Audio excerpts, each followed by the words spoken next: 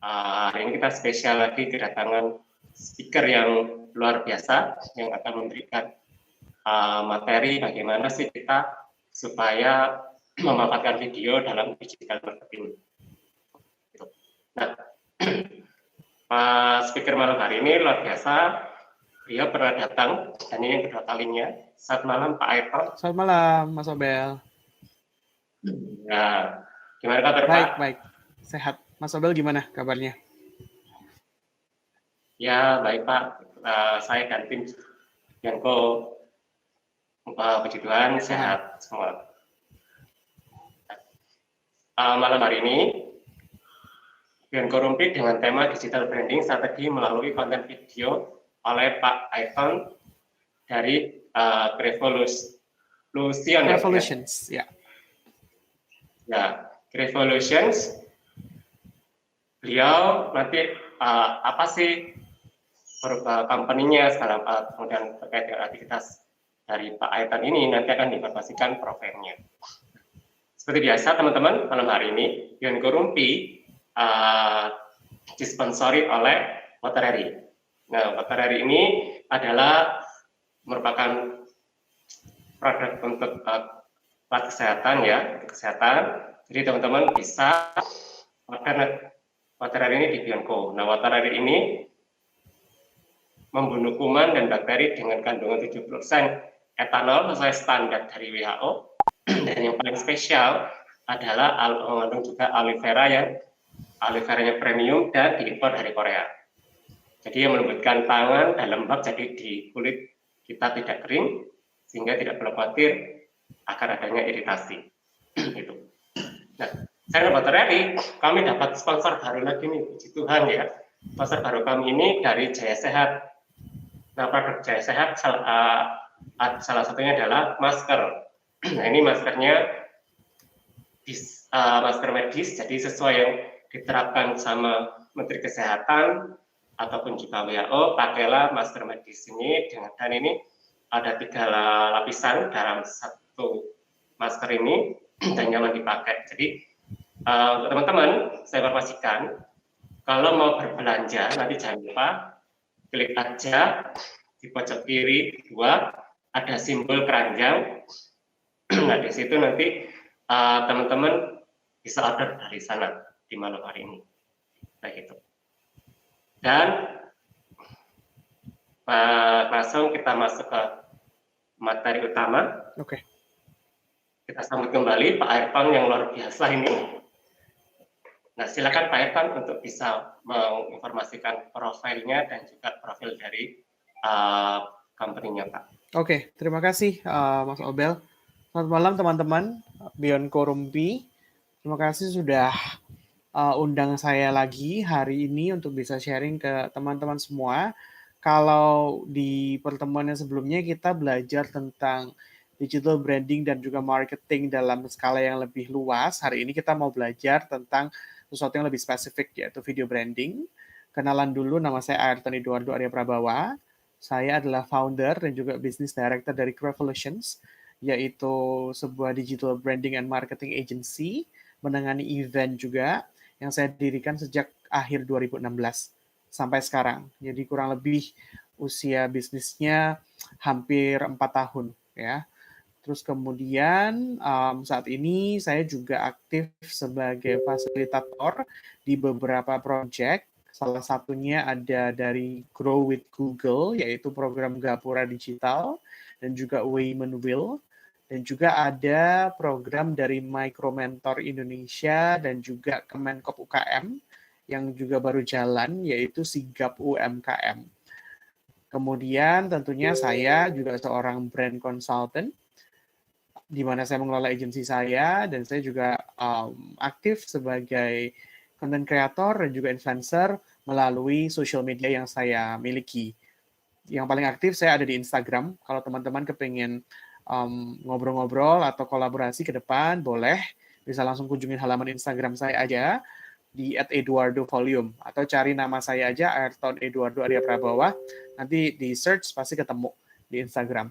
Kemudian saya juga seorang penerjemah Pak Obel dan teman-teman. Saya seorang translator dan interpreter untuk padanan bahasa Indonesia dan juga bahasa Inggris.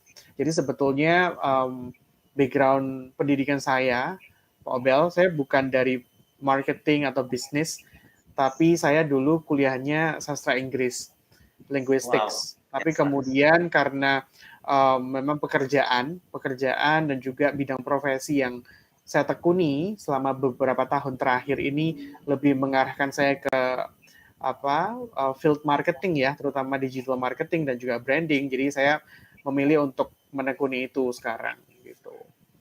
Seperti itu kira-kira kalau untuk background saya. Nanti teman-teman boleh cek di Instagram saya @eduardovolume. Kita bisa kenalan dan mungkin ke depan bisa berkolaborasi lebih banyak lagi ya. Mungkin juga di luar platform Beyondku juga. Seperti itu. Nah, terima kasih Pak Edward. Pak Ayrton, ini saya salah nyebut namanya nih karena lebih mudah Eduardonya daripada nama depan Pak Ayrton. Maafkan ya Pak ya. Nggak apa-apa. Ya. Ini kebetulan malam hari ini Pak Ayrton ini akan membagikan materi melalui PPT.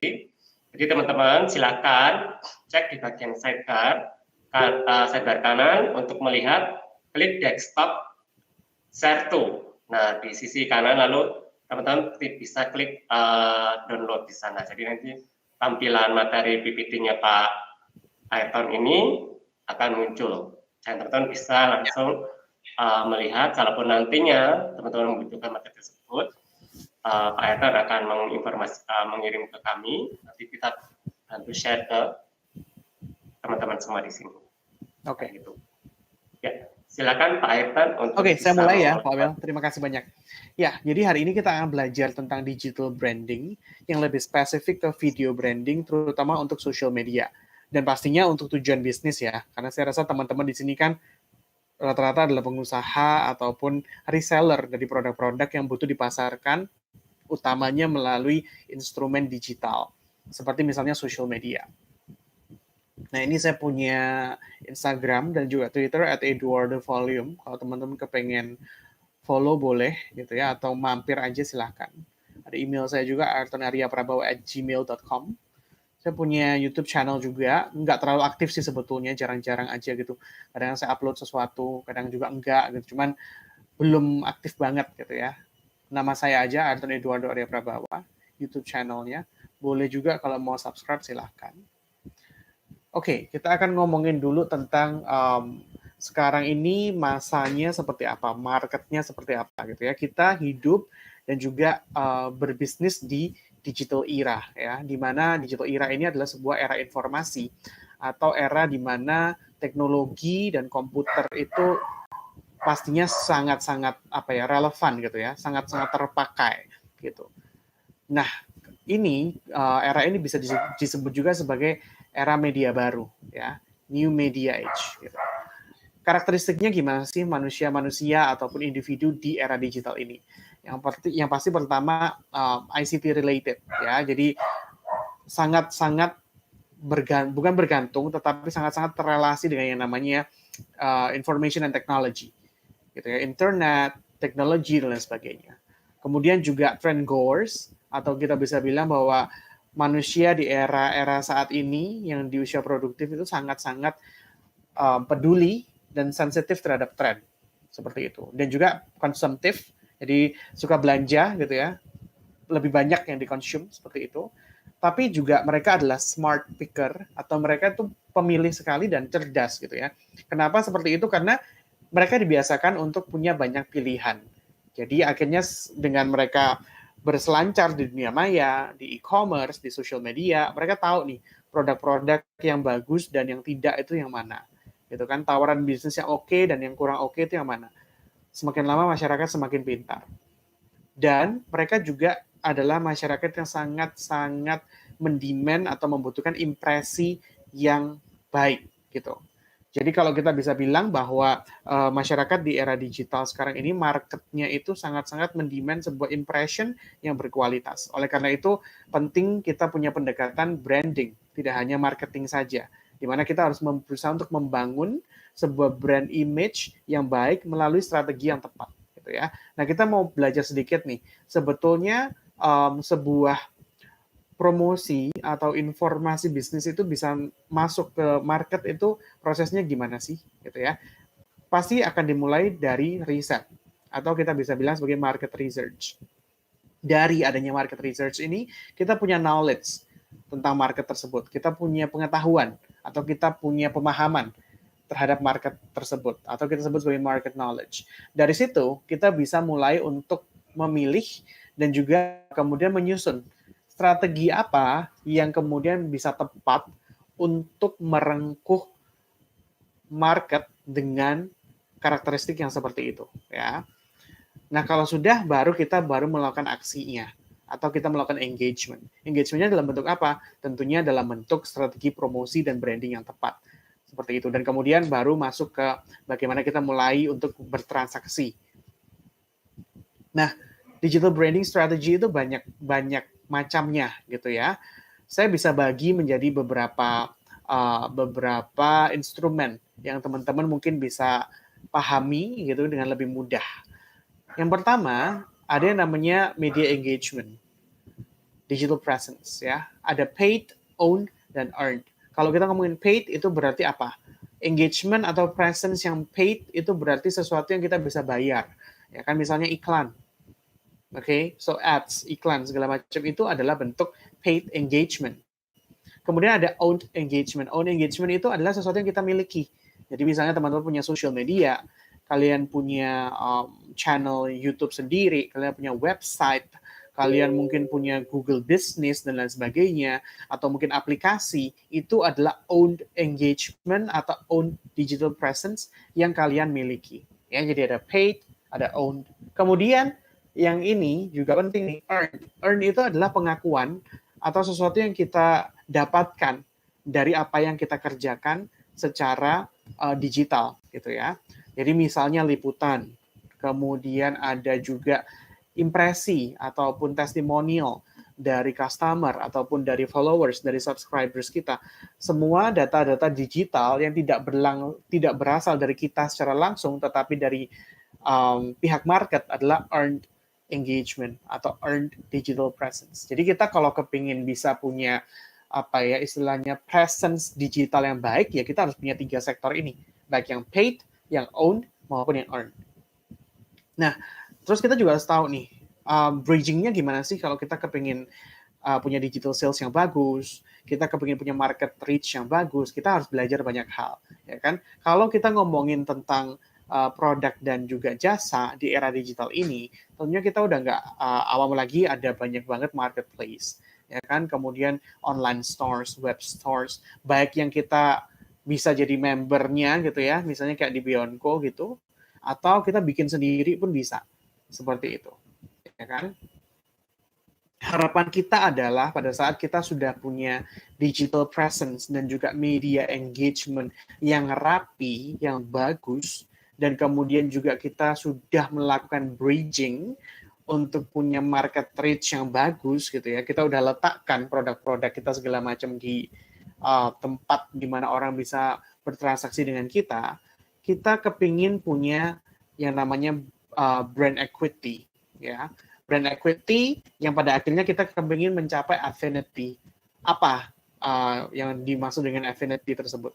Di mana pada saat kita sudah punya kita mendapatkan awareness, kemudian kita mendapatkan brand image yang baik, sampai kemudian orang itu menjadi loyal atau menjadi setia dengan brand kita, sampai pada akhirnya mereka punya preferensi terhadap brand kita ya. Jadi dibandingkan dengan brand yang lain, mereka pilih brand kita. Itu berarti kita sudah mencapai level affinity dalam sebuah branding strategy. Dan itu adalah goal kita. Nah, gimana kita bisa mencapai affinity yang bagus gitu ya? Tentunya berbagai macam cara. Salah satu yang penting ada apa? Misalnya product design. Product design ini adalah jadi gimana kita mendesain bentuk bisnis kita, ya produknya juga maunya seperti apa. Kita harus lakukan sebuah research-based approach, ya. Jadi kita harus juga belajar nih meriset, mempelajari bagaimana kompetitor, kemudian brand-brand yang ada di posisi top, dan juga kemudian bagaimana kultur dari market itu kita pelajari dengan baik, Supaya apa? Supaya kita nanti punya identitas branding yang juga bagus, tapi tidak hanya itu, kita juga punya personality sendiri, gitu ya. Jadi punya uniqueness, gitu. Sebetulnya gini, apa sih bentuk bisnis yang kita mau portray atau kita mau tunjukin ke market, gitu? Itu harus jelas banget, gitu kan? Salah satunya nih, salah satu yang bisa kita approach dengan cepat adalah sebenarnya product design. Seperti apa kita mendesain produk kita? Sebelum sebuah produk itu kita pasarkan, kita promosikan, kita harus tahu dulu goal dari bisnis kita ini apa. Produk kita ini menjawab kebutuhan apa. Kemudian tema dan konsep promosinya juga harus jelas dan harus relevan dengan apa yang kita mau tawarkan, kita mau jual. Kemudian kita usahakan bahwa bisnis kita, baik itu produk maupun jasa, itu punya fungsi yang penting dalam market, gitu ya. Kemudian juga comfort, atau kita bisa bilang bagaimana itu menjawab kenyamanan dari market. Itu ada hubungannya sama taste atau selera. Makanya saya bilang bahwa kalau kita mau luncurin sebuah produk ataupun bisnis jasa atau apapun kita tawarkan, kita pun sebagai entrepreneur, sebagai wirausahawan harus punya taste atau selera yang baik. Gitu. Kalau kita nggak punya itu, maka produk yang kita tawarkan itu nggak akan punya kualitas yang oke. Gitu. Dan kita juga harus punya creativity. Salah satunya kita bisa lihat dari trends. Jadi kita lihat trennya apa yang perlu kita tingkatkan, apa yang mungkin berbeda yang kita bisa hadirkan. Kemudian product design, kalau dalam bentuk produk fisik gitu ya, kita juga bisa ngomongin tentang packaging. Packaging itu jadi bagaimana produk itu dibungkus gitu ya, dikemas seperti itu. Kemudian produknya sendiri seperti apa. Kemudian juga misalnya brand namanya unik atau enggak gitu ya. Nah, bagaimana misalnya sekarang bisnisnya adalah jasa. Sama, kalau bisnis jasa berarti ya juga kemasan jasanya seperti apa. Personal brand yang mau dikenalkan seperti apa strateginya. Seperti itu. Nah, kita juga hidup di era di mana social media itu sangat-sangat berpengaruh. Boleh dibilang social media ini adalah sebuah lahan promosi yang 99% gratis. Bahkan tanpa beriklan pun kita udah bisa post sesuatu, kita bisa promote sesuatu. Gitu kan? Ada karakteristiknya nih dari social media ini. Yang pertama, dia punya dinamika yang cepat gitu ya, di mana dia itu adalah platform yang sangat-sangat erat dengan yang namanya impresi. Kemudian mereka juga punya algoritma yang unik. Jadi istilahnya kita harus mengikuti juga algoritma dari social media masing-masing, apakah itu Instagram, apakah itu misalnya TikTok, Twitter, Facebook, atau YouTube, semuanya punya algoritma yang berbeda-beda. Harus kita pelajarin supaya apa? Supaya pada saat kita mau share konten atau kita mau upload materi promosi kita, itu bisa mencapai impresi yang paling baik, engagement yang cukup baik, seperti itu. Jadi perlu bagaimana kita mempelajari ya, dan juga mengikuti bagaimana algoritma dari setiap platform sosial media itu bekerja. Kita punya pilihan yang sangat luas gitu, sosial media apa yang kita mau pakai, ya kan? Nah, yang penting adalah pada saat kita ingin bikin konten, apapun bentuknya, mau itu video ataupun misalnya gambar ataupun misalnya itu misalnya tulisan gitu ya, copywriting, semuanya itu harus berpikir bahwa kita bisa kasih story yang bagus. Ya, itu satu penting. Kemudian juga bagaimana apa yang kita hadirkan ini juga bisa berkompetisi dengan konten-konten yang lain gitu ya. Jadi harus punya uniqueness, harus punya storytelling yang oke. Karena itu teman-teman juga harus mulai mengembangkan bagaimana kita bisa membuat konten dan juga copywriting yang efektif dan efisien untuk bisa dikonsumsi sama market. Nah, kita ngomongin lebih spesifik tentang video branding. Kenapa sih video sebagai instrumen branding itu bisa disebut sebagai sesuatu yang efektif? Yang pertama, karena kita bisa mendeliver atau menunjukin sebuah konsep, gitu ya. Karena ada yang namanya durasi dalam sebuah video yang lebih panjang, gitu ya, maka kita bisa menyampaikan impresi yang lebih dalam. Lebih banyak hiburan, ya kan, jadi lebih menarik juga, dan video itu sifatnya lebih komunikatif, seperti itu. Kita bisa pakai banyak sekali ya aplikasi-aplikasi yang tersedia, bahkan juga gratis. Tapi kalau misalnya teman-teman punya budget yang lebih, kalian bisa berlangganan, apa istilahnya yang lebih eksklusifnya gitu ya. Ada KineMaster, kemudian ada Viva Video, ada Quick, ada Unfold, ada Power Editor, ada Filmora Go. Ini yang saya sebut adalah aplikasi-aplikasi yang kita pakai di gadget atau di handphone gitu. Kalau teman-teman mungkin yang udah biasa edit juga pakai laptop atau komputer, ada macam-macam juga yang lain-lain ya. Gitu, dan ya tergantung dari kebutuhan kita apa dan kemampuan kita apa. Kalau kita punyanya handphone ya kita bisa pakai aplikasi-aplikasi ini untuk belajar editing seperti itu. Oke, kira-kira seperti itu teman-teman. Oke, kita balik ke room. Saya akan balik ke room untuk tanya jawab dengan Pak Obel ya. Ya, terima kasih Pak Ayrton untuk materi yang disampaikan. Luar biasa teman-teman. Jadi teman-teman bisa mengetahui lebih detail lagi, oh video itu fungsinya apa, nanti benefitnya seperti apa, dan bagaimana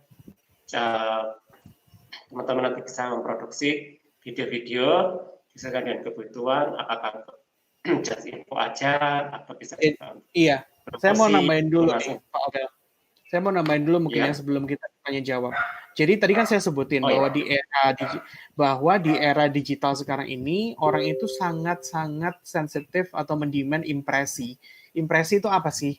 Impresi itu jadi apa yang bisa melekat gitu di persepsi mereka sebagai konsumen, gitu kan?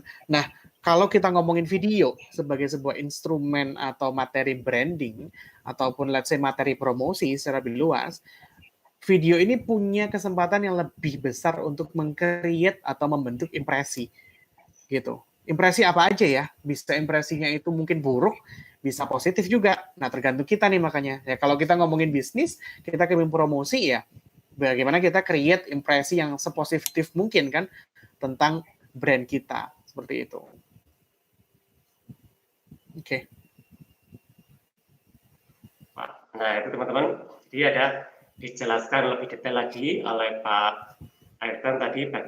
Jadi manfaatnya apa nih kalau kita branding video, kemudian nanti keuntungannya bagaimana, kemudian nanti cara prosesnya atau misalnya pembuatannya. Nah, itu kan masing-masing dari yang diinformasikan oleh Pak Ayrton tadi, itu yang bisa teman-teman pilih dan kemudian nanti teman bisa aplikasikan. Nah, itu kan pasti juga ada tutorialnya bagaimana sih menggunakan beberapa yang disarankan oleh Pak Ayrton tadi itu.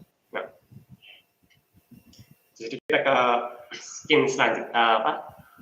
step selanjutnya adalah menjawab pertanyaan. Nah, ini ada beberapa pertanyaan Pak dari tim Bianco. Ya. Boleh. Silakan. Jadi kita tuh harus memiliki memiliki keberadaan di untuk konten-konten kita sampaikan itu di semua jaringan sosial media yang populer enggak Pak?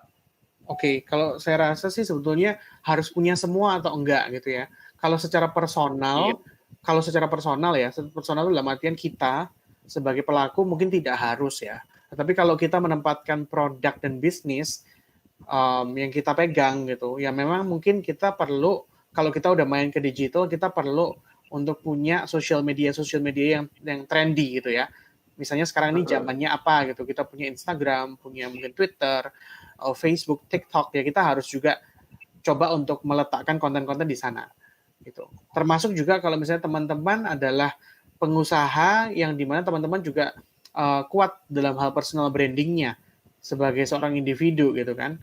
Oleh karena itu mungkin perlu gitu juga pilih sosial media mana yang sesuai dengan personal branding Anda, kemudian kalian coba explore di situ. Gitu. Ya. Gitu. Ya. Terima kasih Pak Ayrton. Ya. Lalu kemudian seberapa sering saya harus posting konten baru di jaringan sosial saya, khususnya yang video ini Pak? Oke. Kalau seberapa sering sebetulnya bukan berarti berarti saya harus posting video setiap hari ya, atau sehari itu berkali-kali gitu ya. Nggak begitu ya. Jadi lebih kepada konsistensinya gitu. Yang paling susah itu kan kita jaga konsistensi ya. Kadang orang itu karena bikin konten itu cenderung ngikutin mood gitu kan. Akhirnya ya udah nanti aja deh kalau mood atau kalau lagi ada seasonnya atau musimnya, dalam arti misalnya nanti deh nungguin Natal, nungguin Lebaran, nungguin Imlek, nungguin tahun baru saya bikin konten. Nah itu nggak bagus ya seperti itu. Harus kalau bisa paling nggak rutin dan konsisten. Misalnya kita udah tetapkan jangka waktu, oke, setiap seminggu sekali saya harus share konten video baru. Nah itu cukup gitu kan. Nah sekarang dengan keberadaan sosial media di mana kita bisa rekam dan upload lebih cepat gitu ya, misalnya melalui fitur story gitu ya di beberapa sosial media, kan itu tidak perlu waktu dan juga effort atau usaha yang terlalu besar untuk kita keluarkan sebetulnya. Kalau seperti itu mungkin bisa lebih sering gitu. Harian bisalah kita create seperti itu. Itu Pak Abel. Oke Pak.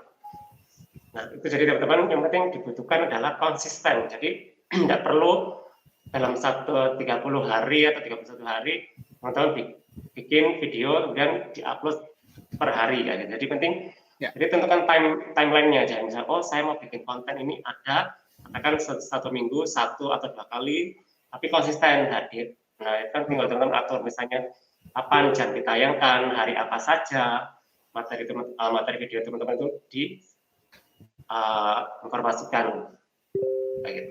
Nah Pak, ini kemudian kira-kira biasa untuk membuat video ini Pak, biasa kalau dari Pak Ayrton itu baik pengalaman pribadi ataupun mungkin dari kliennya Pak, jadi biasa kesalahan apa ya Pak ya, kesalahan terbesar yang harus kita hindari. Kadang-kadang kan kita penting bikin video tapi kan kita ada hal yang tidak perlu disampaikan di video itu tapi kita menampilkan dan itu disiarkan gitu loh Pak. Ya, kalau kesalahan terbesar sebetulnya ada 2 hal sih, dari segi konsep dan dari segi planning atau persiapan gitu ya. Jadi kalau kita ngomongin video itu kan ada durasi ya, walaupun misalnya durasi iklan atau misalnya ads yang cuma 15 detik atau 30 detik gitu atau 1 menit untuk tampil di social media gitu, itu kan juga perlu yang namanya teman-teman punya konsep gitu, walaupun singkat tapi harus ada konsep. Dalam durasi singkat tersebut kita mau nyampein apa, nah, itu penting ya. So konsep is very important. Yang kedua, planning, karena tentunya kalau kita ngomongin materi visual seperti video itu banyak elemen yang ada di situ, nggak cuman gambar ya kan visualnya, tapi juga mungkin audionya, kemudian lighting misalnya, di mana kita mau rekam video itu, kemudian misalnya itu produknya mau seperti apa ditampilkan gitu, kerapiannya, kemudian nanti berhubungan dengan konsep yang kita mau bangun, goal atau tujuan apa, pesan apa yang kita mau sampaikan. Nah, itu semua harus ditulis ataupun dirangkai dalam bentuk skrip yang rapi, yang kita sudah review berulang kali sebelum kita melakukan produksi. Seperti itu. Apapun bentuk videonya ya, mau itu video singkat atau yang panjang sekalipun, atau misalnya kita mau bikin yang kayak short movie, ya kan, atau kayak sketsa-sketsa seperti itu, konten, tetap semuanya harus ada konsep yang jelas dulu, kedua planning atau persiapan yang juga rapi. Yang seringkali tidak dilakukan yaitu 2 hal itu tidak matang gitu, sehingga akhirnya kontennya juga kurang bagus. Hasilnya pada saat kita share juga akhirnya tidak terlalu banyak impresi yang masuk, engagement-nya buruk seperti itu. Begitu ya Pak. Ya.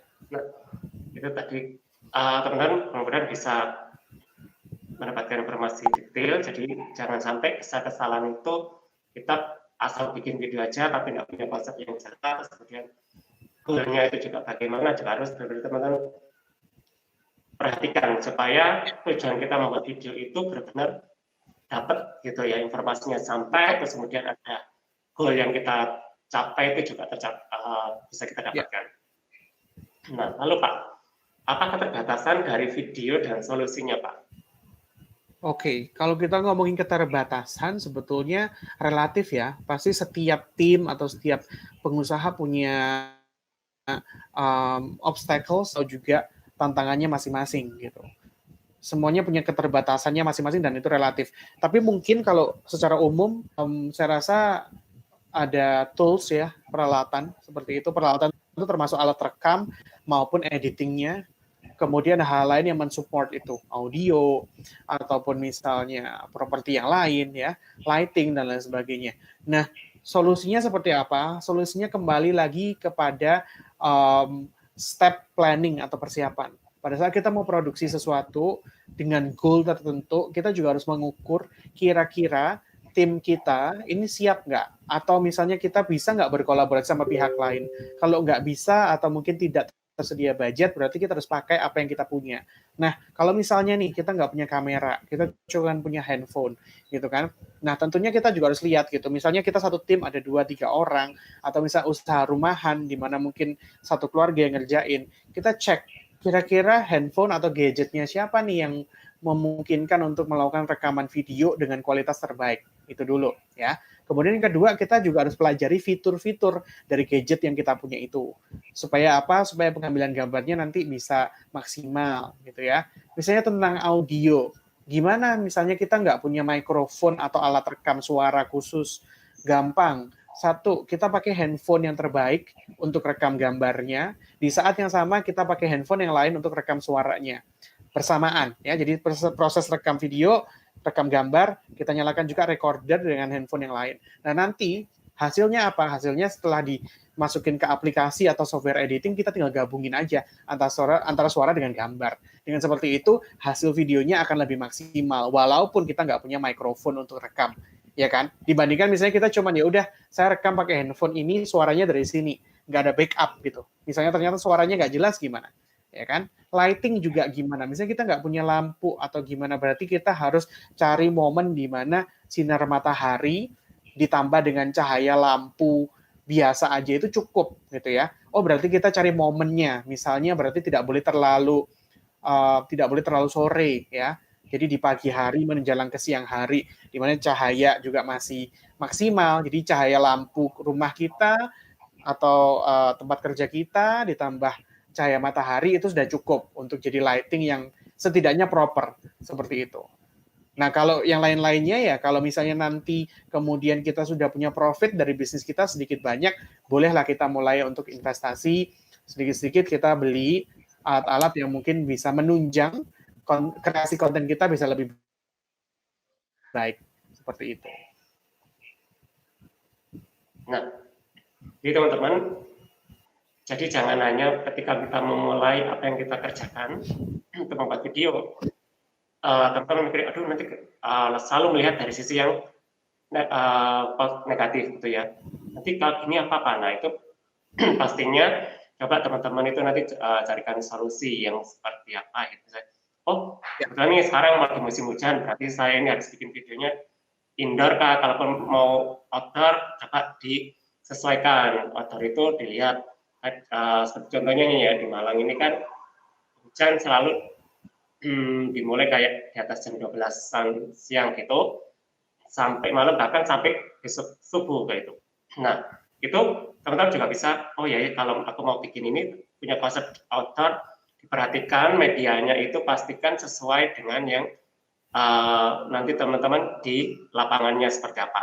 Gitu. Okay. Kemudian materi yang mau disampaikan juga, itu juga media dengan apa materinya itu juga matching gitu ya, jangan sampai medianya tinggi tapi ternyata dari isi kontennya terlalu sederhana, itu kan juga timbangkan sayang kan gitu loh. Iya, pasti. Itu kan bisa memastikan bagaimana supaya itu bisa semuanya itu sesuai efektif dan efisien. Istilahnya sih gini sih Pak Obel. Jadi kita juga harus meletakkan standar yang bagus gitu dari konten kita masing-masing yang kita bisa rengkuh gitu ya. Jadi semaksimal mungkin gitu. Istilahnya ya kita nggak bisa bilang oh saya harus lebih bagus dari siapa nih gitu. Itu standar ya.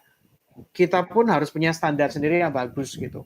Kalau kita tahu bahwa begitu banyak orang yang share di Instagram, di TikTok, di YouTube gitu ya, dan yang punya terus juga banyak, kita dengan segala kekurangan kita juga harus bisa untuk mengikuti standar itu atau meletakkan standar lain yang nggak kalah bagusnya dengan itu. Seperti itu.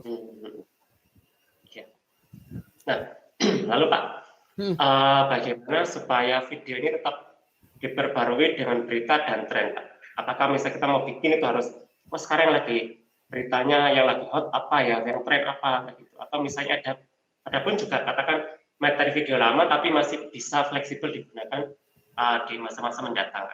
Oke, kalau kita ngomongin bagaimana kita bisa catch up sama tren, gitu ya, atau kita bisa jadi bisnis yang relevan di market yang semakin lama semakin bertumbuh pesat atau growing, gitu ya, kita harus punya, menurut saya, taste yang bagus dan kreativitas yang juga evolving atau bertumbuh, gitu ya.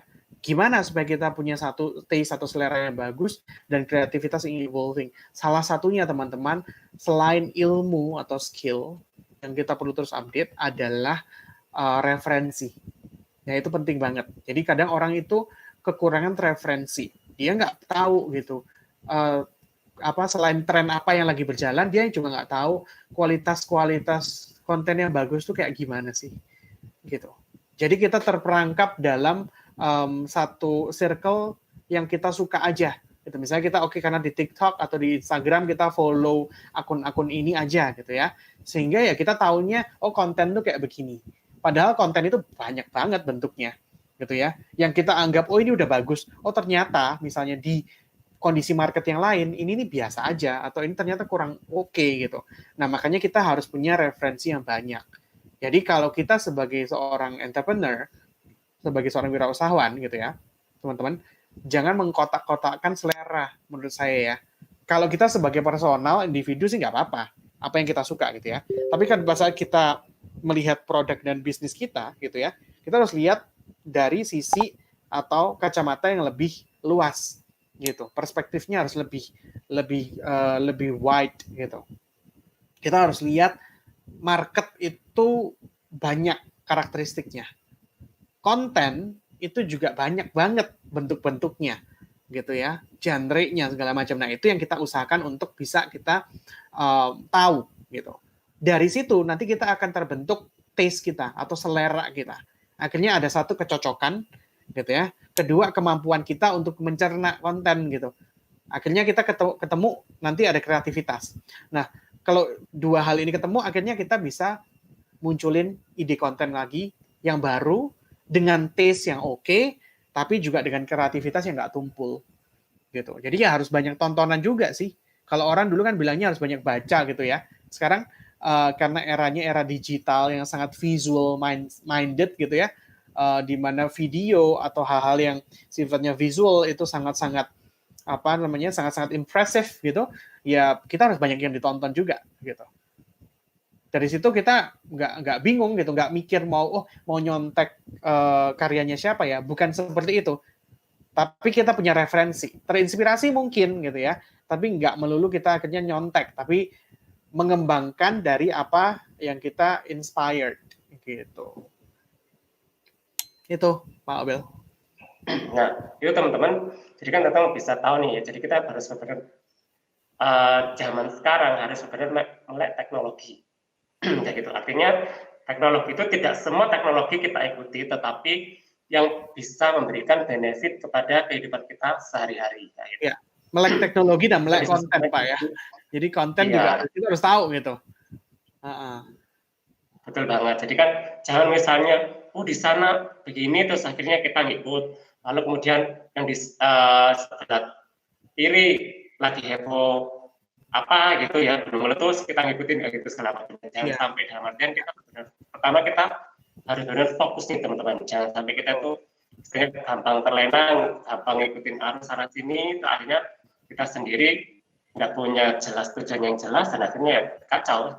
Bisnis kita sendiri pun juga akhirnya kan tidak bisa dinikmati banyak orang gitu. Dan kita sendiri harus bisa keluar modal banyak, lalu kemudian tidak bisa jualan, tidak ada produk yang terjual ya. Semuanya jadi sia-sia seperti itu. Nah, lalu ini Pak, saya akan cek di chat ya Pak ya, chat inbox itu ada pertanyaan. Oke. Bacakan. Nah ini Pak ada pertanyaan dari saudara Reza. Oke. Kemudian Reza ini cowok ya, karena cowok saudara. Nah, bagaimana memulai branding usaha kita dengan video konten di TikTok supaya pasar menerima dan tertarik? Terima kasih Pak. Oke. Ya, oke. Kalau bagaimana memulai branding usaha kita dengan video di TikTok. Dia sebenarnya sama aja ya dengan platform-platform yang lain gitu. Makanya tadi saya bilang bahwa kalau kita memang mau merambah ke satu platform sosial media, misalnya di sini kita kalian ditanya TikTok gitu ya. Satu kita harus paham dulu gitu. TikTok itu pemakainya atau marketnya itu lebih banyak orang yang seperti apa gitu, segmentasi pasarnya. Misalnya di sana itu lebih banyak anak-anak muda usia yang di bawah 30 tahun misalnya gitu ya. Orang-orang usia produktif muda gitu, ABG lah, remaja segala macam gitu. Nah, terus kemudian mereka itu adalah orang-orang yang misalnya sangat-sangat mindsetnya sangat-sangat misalnya fashion minded gitu ya, atau mereka itu orang-orang yang menerima banyak sekali informasi dengan cepat. Nah, itu kita harus pahami dulu. Kalau sudah, sebetulnya kalau kita ngomongin TikTok itu ya, ada banyak elemen yang dia masukin. Jadi kalau kita ngomongin TikTok itu ada 3 lah paling nggak elemen. Satu, visualnya gitu ya, jadi gambar gitu. Kemudian yang kedua itu gestur atau gerakan, dance, segala macam, koreografi. Yang ketiga adalah musik. Nah, itu tuh. Nah, sekarang kalau nanya bagaimana bikin konten yang baik, yang pertama ya harus dicoba dulu, memulai dulu. Nggak mungkin kita satu kali bikin langsung bagus. Bisa sih, tapi kemungkinan itu kan nggak selalu ada. Ya, kayak gitu. Nah, jadi kita harus coba dulu. Kemudian juga sambil ngeliat, yang tadi saya bilang kan, kalau kita mau pengen punya selera yang bagus, kita kepingin punya kreativitas yang nggak tumpul, kita harus punya tontonan yang cukup, referensi yang cukup. Ya kita lihat gitu, kira-kira produk-produk yang hampir serupa marketnya dengan produk ataupun bisnis kita, mereka bikin konten-kontennya yang seperti apa gitu. Kita lihat dari yang paling bagus sampai yang paling jelek atau yang paling receh gitu. Nah, nanti tinggal pilihan kita akhirnya. Kita mau masuk kecenderungan yang mana? Gitu, yang oke banget atau yang di tengah-tengah atau yang sekalian yang emang receh gitu, yang memang yang penting yang nonton banyak gitu. Ya, jadi kalau ditanya bagaimana untuk memulai brandingnya, coba dulu ya, gitu. Coba bikin dulu. Habis itu mungkin sebelum di-upload, sebelum ditekan submit gitu di TikToknya di-upload, dilihat dulu. Kira-kira ini oke nggak nih? Sinkron nggak nih antara misalnya mungkin pesan yang ingin disampaikan, visualnya, kemudian koreografinya, musiknya, itu nyambung nggak sih gitu. Ini nih yang agak-agak ini ya, Pak Obel kadang-kadang yang agak-agak nggak nyambung itu, kalau menurut saya teman-teman TikTok itu adalah musik ya. Terutama kalau musiknya itu berupa lagu. Kadang-kadang itu saya ngeliat gini ya, nggak nyambung nih. Namanya lagu tuh walaupun mungkin itu sesuatu yang diulang-ulang gitu ya, musik pendek yang diulang-ulang, tapi kan ada lirik ya. Antara lirik dengan apa yang mau disampaikan tuh kadang-kadang nggak nyambung. Gitu lah. Padahal kita juga punya pilihan lagu mana yang kita mau pakai misalnya. Nah itu penting. Jadi jangan karena emang ini yang lagi banyak dipakai kita pakai gitu. Padahal sebenarnya kalau kita mikir nggak nyambung nih antara lagu sama pesan yang mau disampaikan ini nggak nyambung ya, kecuali emang kita cuman kepengen joget-joget aja di situ ya kan, beda ya. Kalau kita ngomongin bisnis, kita mau mempromosikan sesuatu kan harus ada relevansinya gitu loh. Jadi itu harus lebih sensitif ke sana menurut saya kalau lagu. Kalau misalnya mau aman ya menurut saya pakai yang instrumen musik aja, jangan yang ada liriknya gitu ya. Jangan ada sesuatu yang dinyanyikan karena nanti kalau itu ya harusnya nyambung, kalau nggak nyambung ya aneh gitu. Itu aja sih menurut saya. Kalau untuk TikTok ya. Nah, kadang kan mungkin di TikTok itu kan orang pengen seru-seruan gitu ya. Tapi kadang beda, kalau buat seru-seruan oke. Kalau buat seru-seruan menurut saya, kalau buat seru-seruan tuh nggak ada dosanya. Istilahnya ya, kalau apa yang mau dipilih ya terserah aja, mana yang lagi trendy, mana yang kamu nyaman, ya monggo aja gitu. Tapi kalau urusannya dengan strategi branding, strategi kita memasarkan bisnis kita, mempromosikan bisnis kita, ya harus ada relevansinya gitu. Antara setiap elemen promosinya itu gitu. Lagunya, ya tadi saya bilang koreografi, visual, dengan pesan harus nyambung gitu. Kalau seru-seruan ya silakan gitu kan, apa yang kamu nyaman dan emang apa yang lagi in gitu. Jadi tetap harus memperhatikan konsepnya, goalnya ya Pak ya. Nah, kadang kan walaupun saya bukan TikTokers ya Pak ya, itu kadang ada yang juga lucu. Misalnya mereka mau promo, kan memberikan surprise, tapi sound-nya adalah yang horor. Nah itu kan juga nggak nyambung ya, produknya Tidak nyambung gitu. ya benar. Bener. Kadang soalnya ngelihatnya dari ini aja. Kadang kan orang ngelihatnya dari apa lagu yang lagi tren sekarang gitu kan. Oh yang lagi rame, yang diputar di banyak TikTok mana nih gitu. Akhirnya dipakai lah itu semua gitu. Padahal nggak nyambung gitu, serius. Kadang-kadang tuh sorry ya, ada sesuatu yang kasar gitu. Yang seperti makian atau apa gitu. Terus dia jualan baju gitu. Atau misalnya kayak produk herbal gitu ya. Terus saya mikir ya nggak nyambung juga sih. Ya walaupun let's say gini deh, nggak semua orang itu memperhatikan gitu ya. Tapi kalau saya nih sebagai konsumen saya memperhatikan gitu. Kita harus ngelihat market itu kan banyak ya segmentasinya dan juga istilahnya target market itu kan macam-macam gitu. Ya, jadi kita juga harus memperhatikan itu gitu. Kita mindsetnya harus pasar itu ke depan semakin pintar dan semakin punya taste yang bagus. Berarti mereka juga adalah konsumen ataupun market yang smart. Tadi kan saya bilang mereka tuh smart picker gitu ya. Mereka itu pemilih yang pintar. Jadi kalau seperti itu ya kita harus paham gitu bahwa wah mereka nggak bodoh-bodoh banget loh. Jadi kita kalau bikin sesuatu ya harus yang nyambung ya gitu. Iya Pak, betul banget. Ini Pak, saya ada pertanyaan dari audiens juga. Saya bacakan. Ini ada pertanyaan dari Saudari Maya. Nah ini Saudari Maya ini selalu rajin hadir ini Pak. Okay. Selamat malam Pak, saya mau tahu aplikasi apa yang Bapak rekomendasikan yang mudah digunakan untuk membuat video konten. Karena kalau boleh jujur, saya awam tentang dunia editing dan video. Oke. Jadi untuk ini ya, untuk edit konten gitu ya, aplikasi apa yang digunakan? Kalau ini kan aplikasi, berarti untuk handphone ya. Yang tadi saya sebutin macam-macam ya. Jadi bisa pakai KineMaster, Filmora, itu mungkin yang lebih kompleks ya. Hampir seperti editing software gitu. Jadi banyak elemennya gitu ya. Kalau mau yang lebih gampang, yang lebih pakainya lebih mudah, tidak terlalu banyak fiturnya gitu ya, itu mungkin bisa pakai Quick, bisa pakai InShot atau Viva Video gitu. Nah, nanti dicoba aja dari KineMaster, Filmora, Go, InShot, Viva, segala macam, Quick, mana yang kompatibel sama handphonenya juga gitu. Jadi yang kompatibel sama memorinya, sama RAM-nya juga gitu. Itu dicoba aja. Tapi menurut saya sebetulnya semua aplikasi akan membuat tampilan video kita jadi lebih bagus gitu. Yang hati-hati adalah penggunaan filter. Ya, penggunaan filter dan juga transisi. Dua hal nih, filter sama transisi. Jadi kalau sesuatu yang merubah warna, kemudian merubah mood videonya, terus transisi itu jadi kayak animasinya gitu loh, Mas Obel. Itu harus hati-hati ya. Yang penting itu menurut saya jangan terlalu berlebihan.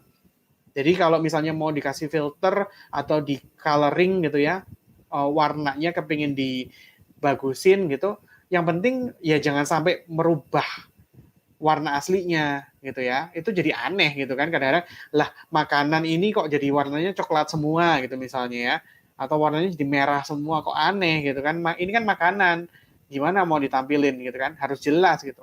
Terus kemudian transisinya juga, kayak animasinya juga. Bukan berarti karena banyak pilihan animasinya kita masukin semua, ya kan? Itu kan yang seringkali ada, saya lihat tuh seringkali kayak gitu. Jadi ya udah masukin aja animasi ini, transisi ini, potongan-potongan ini dimasukin semua, jadinya aneh, kebanyakan gitu. Akhirnya kayak nggak nyaman. Sekali lagi saya bilang kita harus juga melihat market kita akan semakin lama akan punya taste yang semakin bagus.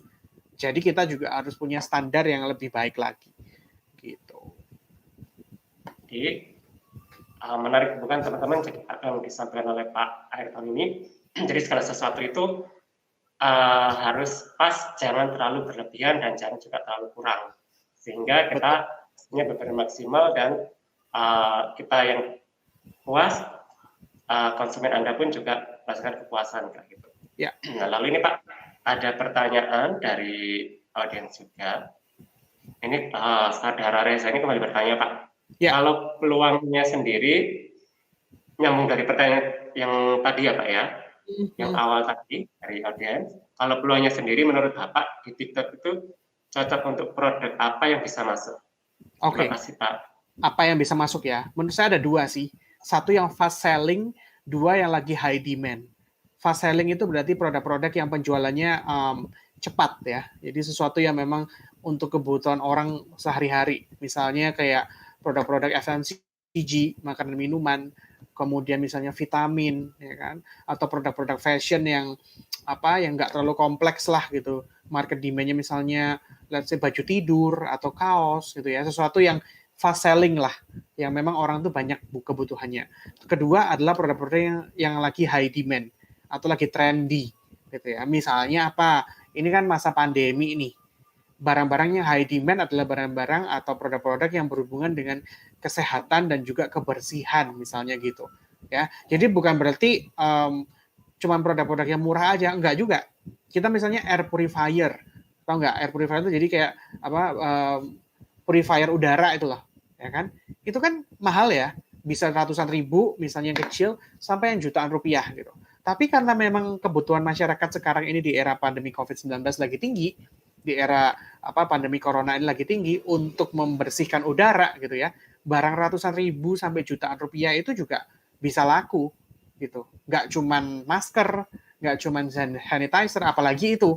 Ya, jadi tadi yang saya bilang ya ada dua ya. Satu yang fast selling, ya memang kebutuhannya itu banyak. Yang kedua yang lagi high demand apa? Gitu. Itu kalau TikTok seperti itu.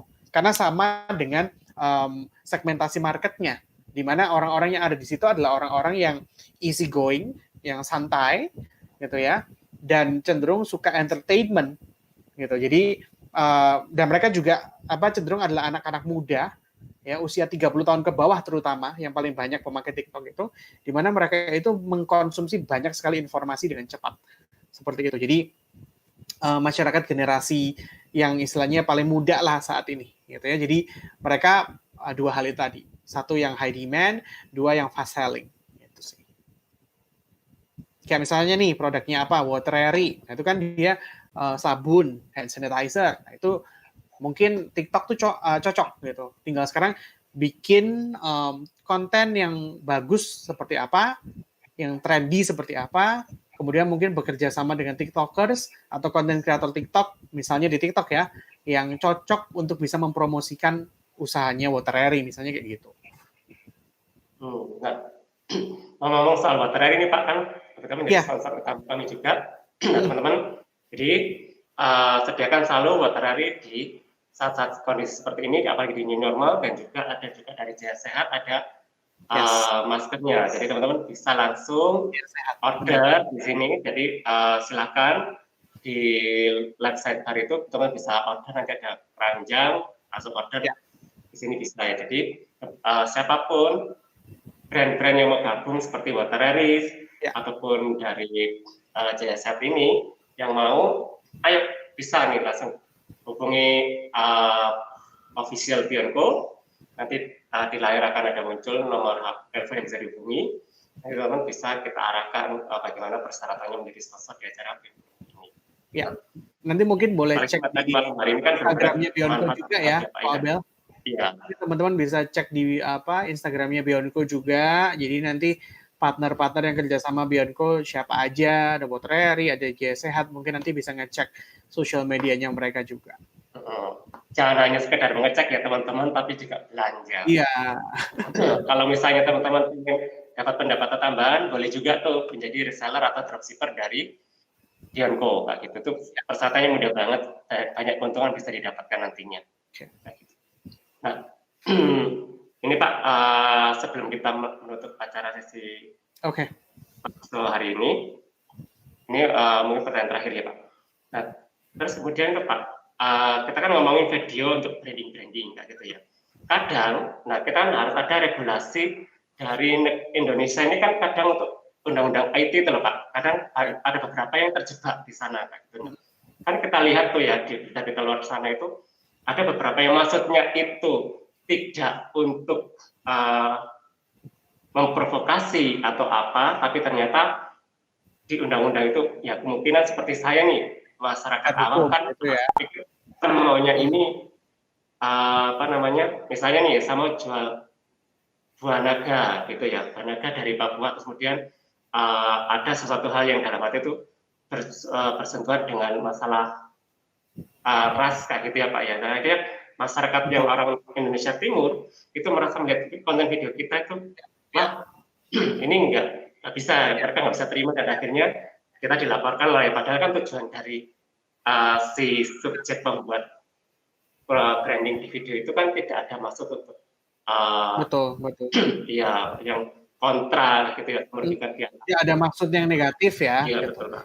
Nah, gini sih Pak Abel, yaitu pertanyaan yang menurut saya juga cukup penting untuk kita bahas gitu. Menurut saya begini, kita sebagai seorang kreator konten gitu ya, sebagai orang yang memproduksi konten untuk tujuan promosi bisnis, di mana nantinya itu kita kepingin dapat profit gitu, menurut saya kita perlu punya tanggung jawab yang baik ya. Tanggung jawab dalam bentuk apa? Tanggung jawab moral, itu penting banget gitu. Jadi menurut saya kita nggak bisa goalnya hanya mengejar supaya kita viral, supaya kita terkenal aja. Tetapi kita harus punya tujuan juga untuk punya edukasi. Itu yang seringkali kita nggak prioritaskan gitu ya. Yang penting pokoknya saya promosi, saya pakai segala sesuatu yang bisa bikin saya terkenal atau viral atau heboh gitu. Kadang-kadang akhirnya kita nerobos banyak hal yang mungkin nggak tepat gitu loh. Jadi balik lagi tujuannya apa gitu ya. Goalnya apa? Goalnya jangan cuman being viral, tetapi juga bagaimana kita bisa memberikan value, bagaimana kita bisa mengedukasi, seperti itu.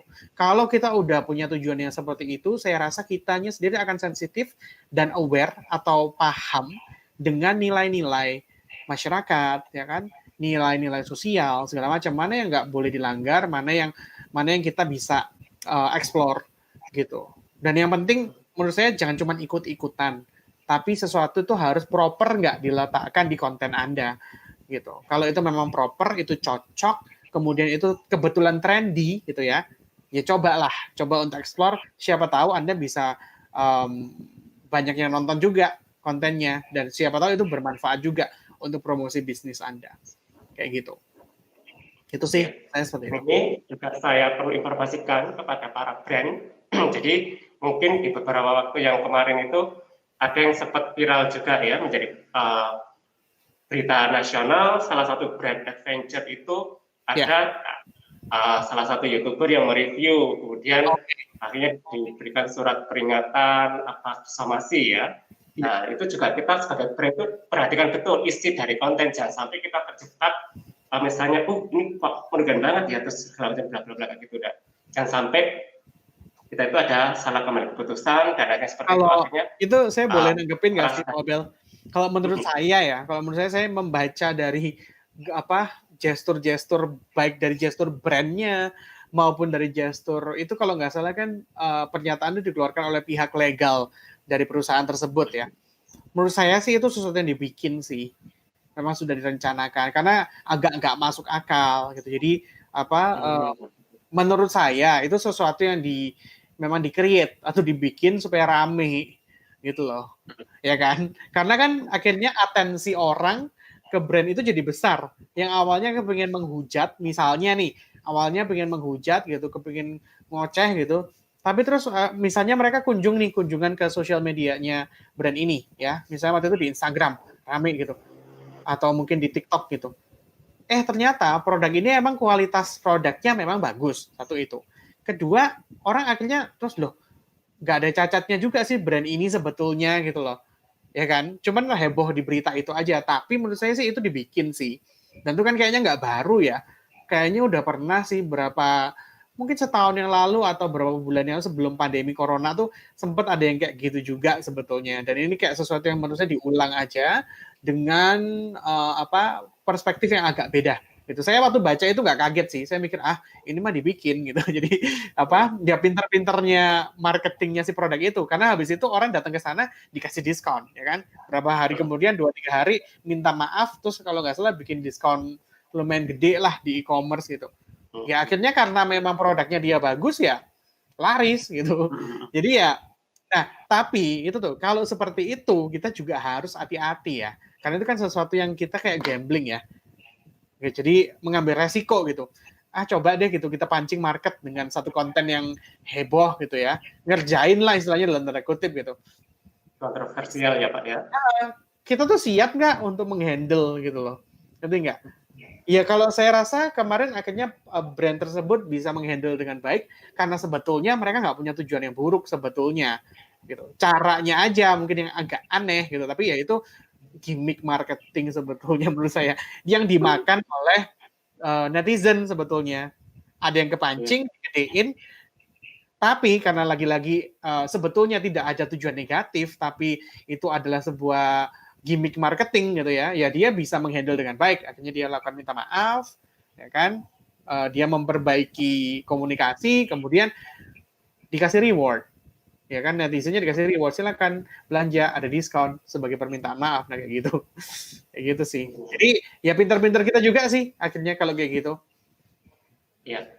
Terima kasih banyak Pak Ayrton atas waktunya dan juga materi yang disampaikan. Ini benar-benar satu hal yang fresh ya bagi kita, terutama bagi pemula, baik itu dari sisi supplier ataupun para reseller, ataupun yang sudah menjalankan, itu sebagai ada reminder buat kita juga, karena mungkin kita sudah, supaya kita tidak lost aja, seperti itu. Yeah. Nah, teman-teman, bagi yang ingin menyaksikan tayangan Beyond Korumpi pada malam hari ini, tanggal 5 Februari 2021, bisa menyaksikan di channel YouTube kami di Beyond Korumpi, akan diinformasikan juga, bisa juga cek di Instagram kami Beyond Korumpi.